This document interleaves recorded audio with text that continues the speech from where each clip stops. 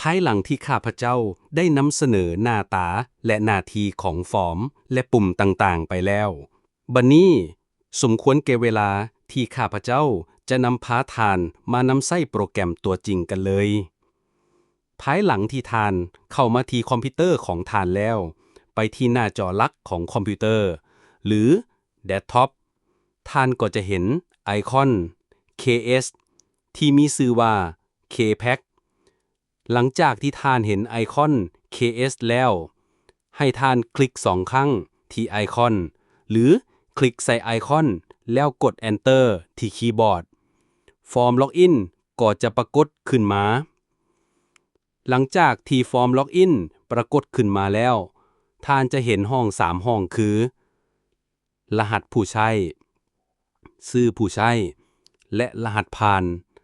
ซึ่งท่านสามารถใช้งานได้เพียงแต่2ห้องคือห้องรหัสผู้ใช้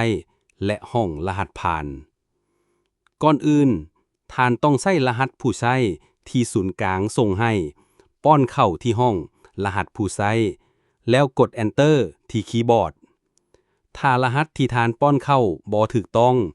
ระบบก็จะแจ้งเตือนขึ้นมาว่ารหัสผู้ใช้ที่ท่านป้อนเข้าบ่มีในระบบแล้วท่านก็ต้องกวดคืนและป้อนเข้าใหม่แต่ถ้ารหัสผู้ใช้ที่ท่านป้อนเข้านั้นถูกต้องระบบก็จะเอิ้นชื่อผู้ใช้ออกมาแสดงที่ห้องชื่อผู้ใช้ให้แล้วเคอร์เซอร์ก็จะไปอยู่ที่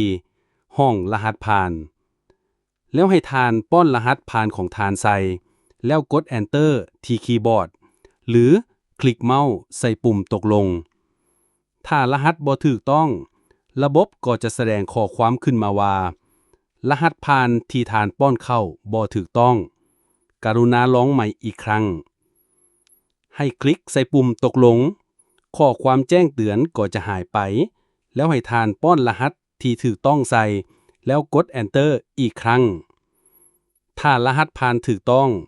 ระบบก็จะเปิดหน้าตาหลักของโปรแกรมออกมาให้ท่านได้นำใช้